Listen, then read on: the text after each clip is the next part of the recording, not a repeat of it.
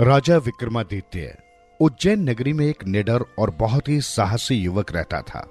उस राज्य के राजा के कोई भी संतान न होने के कारण और एक दिन राज्य के राजा के आकस्मिक निधन हो जाने के कारण राजगद्दी का कोई भी वारिस नहीं बचा। एक दिन उस युवक को ज्ञात हुआ कि राज्य के राजा के निसंतान मर जाने के कारण राज्य के नए राजा की तलाश हो रही है। इसलिए उसने भी इस पद हेतु अपना नाम प्रस्तावित करने की सोची। बस युवक था तो निडर और साहसी। एक दिन सवेरे सवेरे ही वो राजा के महल में पहुंच गया और राज्य के मंत्रियों को उसके राजा पद के योग्य होने की बात कह डाली। राज्य के मंत्रियों ने उसकी बातें सुनी और उसे बताया कि तुमसे पहले भी कई लोग इस पद के लिए महल में आए हैं, परंतु किसी शापवश उनका निधन उनके राज्य अभिषेक की रात में ही हो गया। अगर तुम भी अपना जीवन सुरक्षित चाहते हो तो ऐसा मत करो। युवक काफी निडर था। उसने बिना किसी भय के ये चुनौती स्वीकार कर ली। राज्य के राजा होने की सभी परीक्षाएं उत्तीर्ण करने के बाद उसे राजा के लिए योग्य माना गया। तय समय पर युवक का राज्याभिषेक हुआ। राज्य अभिषेक होने के बाद उसने विचार किया कि हो न हो अवश्य ही किसी देव या दानव का रोष इस राज्य पर है। अगर उस देव या दानव को किसी तरह संतुष्ट कर लें तो इस समस्या से बचा जा सकता है। राजा ने राज्याभिषेक की रात को ही अपने कक्ष में अनेक व्यंजन बनाकर रख दिए और खुद एक तलवार लेकर कक्ष के कोने में ही छुपकर बैठ गया। रात को देवराज इंद्र का द्वारपाल अग्निवेताल वहां आया और उन व्यंजनों को देखकर प्रसन्न हो गया। उसने सोचा, क्यों न मैं पहले इन व्यंजनों का लुफ्त उठा लूं, उसके बाद राजा को लेकर चला जाऊंगा। अग्निवेताल उन व्यंजनों को ग्रहण करके बोला, राजन, यदि तुम रोज मेरे लिए इससे भी स्वादिष्ट व्यंजनों का प्रबंध करोगे तो मैं तुम्हें अभयदान दूंगा। राजा ने अग्निवेताल का प्रस्ताव स्वीकार कर लिया और अग्निवेताल से बोला, तुम देवराज इंद्र से पूछकर बताओ कि मेरी उम्र कितनी है। अगले दिन अग्निवेताल फिर राजा के कक्ष में आया और राजा को बोला, राजन, आपकी उम्र 100 वर्ष है। इतना सुनते ही राजा ने तलवार अग्निवेताल की गर्दन पर रख दी और कहा, इसका अर्थ है कि तुम मेरा अंत 100 वर्ष से पहले नहीं कर सकते। अग्निवेताल राजा की बुद्धिमत्ता व निडरता से अत्यंत प्रसन्न हुआ और उन्हें एक संपन्न राज्य का वरदान दिया। वही राजा आगे चलकर महाराजा विक्रमादित्य के नाम से जाने गए। राजा विक्रमादित्य और साधु। बहुत समय पहले की बात है। विक्रमादित्य नामक राजा उज्जैन पर शासन करते थे। वे अपने समय के सभी शासकों में बहुत लोकप्रिय और निडर थे।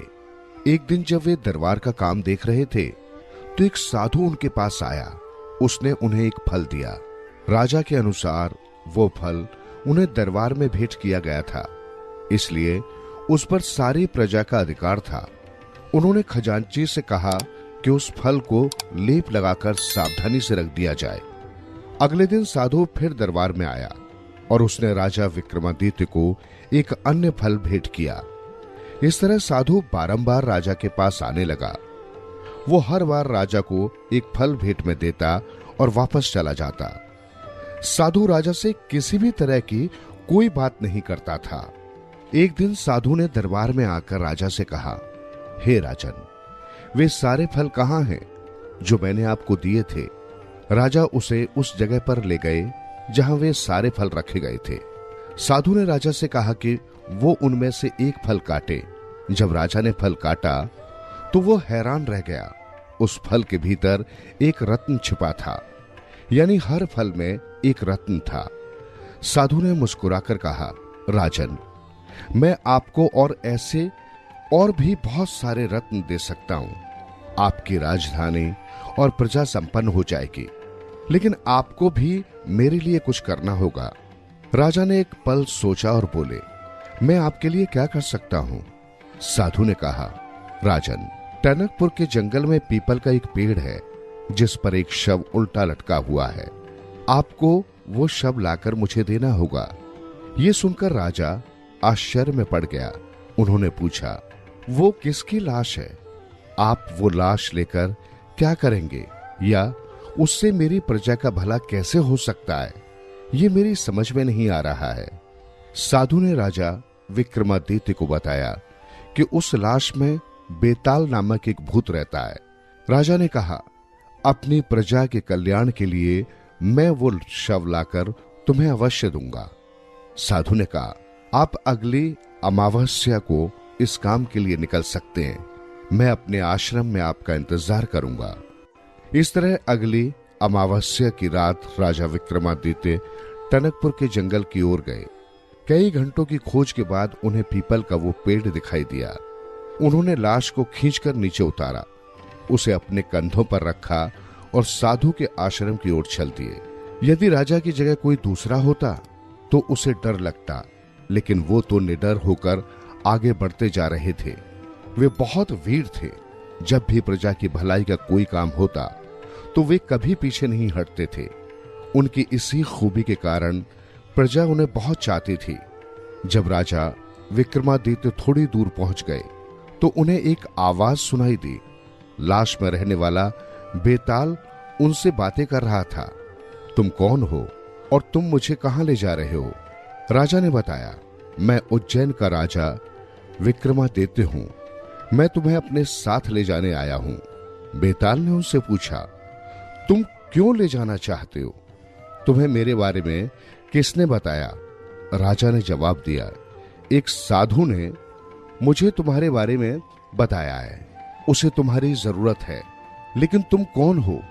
बेताल ने कहा, राजा विक्रम, मैं तुम्हारे साथ चलने को तैयार हूं, लेकिन मेरी एक शर्त है। राजा ने कहा कि वो अपनी शर्त बताए। बेताल बोला, मैं समय बिताने के लिए तुम्हें एक कहानी सुनाऊंगा। तुम अपनी मंजिल पर पहुंचने से पहले अपने मुंह से एक भी शब्द नहीं निकालना। अगर तुम रास्ते में बोले तो मैं उड़कर वापस पीपल के पेड़ पर पहुंच जाऊंगा। फिर तुम्हें दोबारा वहां तक वापस जाना होगा और उसी तरह मुझे अपने कंधों पर लाद कर लाना होगा। राजा ने पूछा, तुम मेरे साथ चलने से इनकार नहीं करना? भले ही तुम 1000 बार वापस चले जाओ, मैं तुम्हें हर बार लेने आऊंगा। मैंने साधु को वचन दिया है और मैं अपने वचन से पीछे नहीं हटता। बेताल ने राजा की बात मान ली। वो बोला, राजन, मैं जानता हूं कि तुम एक न्यायी और प्रजापालक राजा हो। अब तुम मेरी कहानी ध्यान से सुनो। कहानी सुनने के बाद तुम्हें मेरे प्रश्नों का उत्तर भी देना होगा। अगर तुमने उत्तर नहीं दिया तो मैं तुम्हारे सिर के टुकड़े टुकड़े कर दूंगा।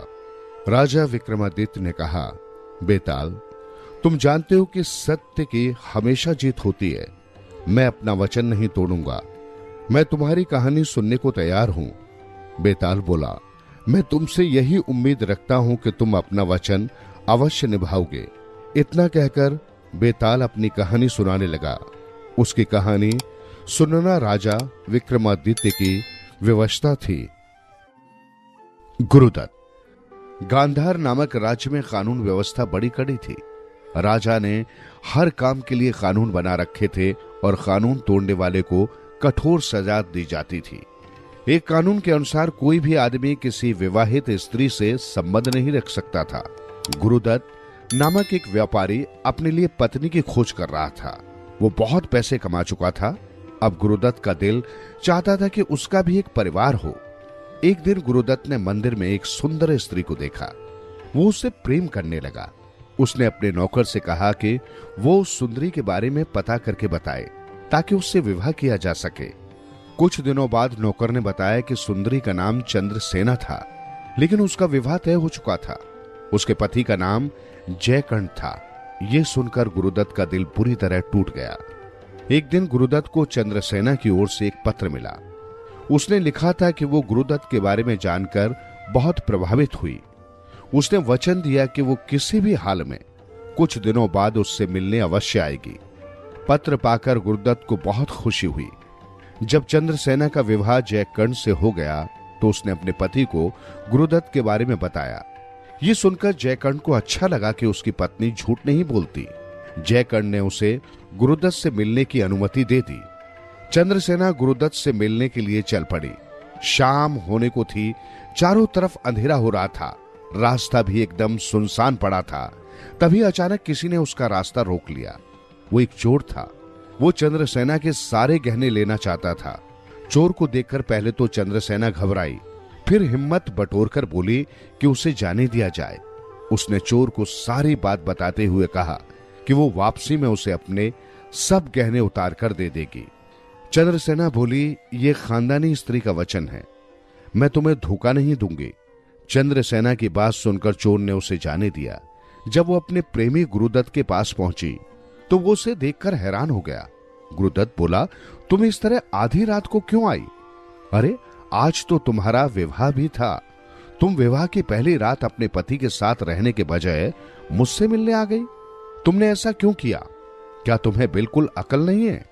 चंद्रसेना बोली, मैंने कहा था कि एक दिन तुमसे भेंट करने आऊंगी। गुरुदत्त बोला, क्या तुम्हारे पति को इस बारे में पता है? चंद्रसेना ने हामी भरी तो वो बोला, अब तुम किसी की पत्नी हो, मैं दूसरे की पत्नी से कोई संबंध नहीं रखना चाहता। हमारे राज्य में ऐसा करना गैर कानूनी माना जाता है। चंद्रसेना अपना समूह लेकर लौट गई। उसने सोचा था कि वो अपने पति की आज्ञा से अपने प्रेमी से भी मिलती रहेगी और किसी को पता भी नहीं चलेगा, लेकिन यहां तो पासा ही उल्टा पड़ गया था। वापसी पर रास्ते में चंद्रसेना को वही चोर मिला। चोर ने उसका उदास चेहरा देखकर कारण जानना चाहा तो चंद्रसेना ने उसे सब कुछ बता दिया। चोर ने उसकी तारीफ की कि वो अपने प्रेमी को दिया वचन निभाने गई थी। उसने उसे शुभकामनाएं दी और उसके कहने लिए बिना ही चला गया। चोर ने जाने से पहले चंद्रसेना से कहा, मैं तुम्हारे पति की तारीफ करूंगा जिसने तुम्हें अपने प्रेमी से मिलने जाने दिया। तुम अपनी जान जोखिम में डालकर गुरुदत्त से मिलने गई और उसने तुम्हें डांटकर वापस भेज दिया। ये दुनिया भी अजीब है।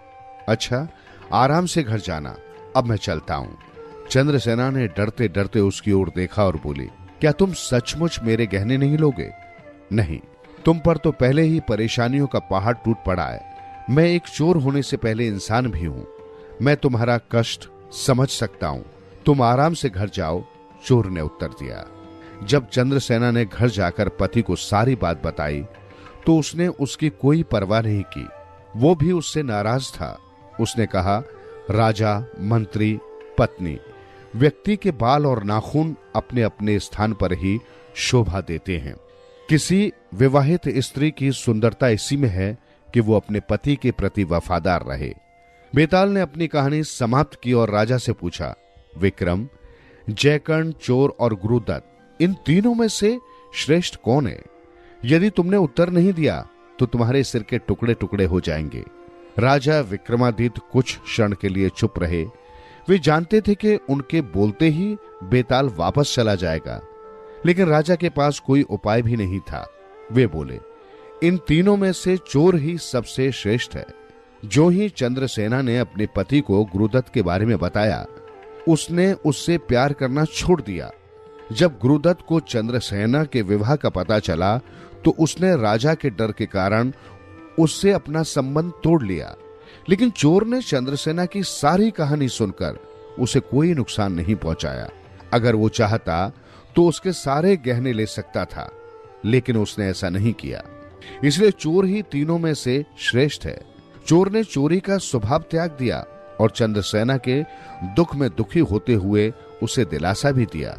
जब वेताल ने यह उत्तर सुना तो वो मन ही मन राजा की प्रशंसा किए बिना नहीं रह सका। बेताल बोला, बिल्कुल ठीक उत्तर दिया तुमने। तू सचमुच एक न्यायी और बुद्धिमान राजा है, लेकिन तू बोला इसलिए मैं वापस चला। फिर बेताल पीपल के पेड़ की ओर उड़ने लगा और राजा उसके पीछे चल दिए ताकि उसे लाकर अपना वचन पूरा कर सकें। वे सोच रहे थे कि अभी उन्हें बेताल से न जाने कितनी कहानियां सुननी पड़ेंगी।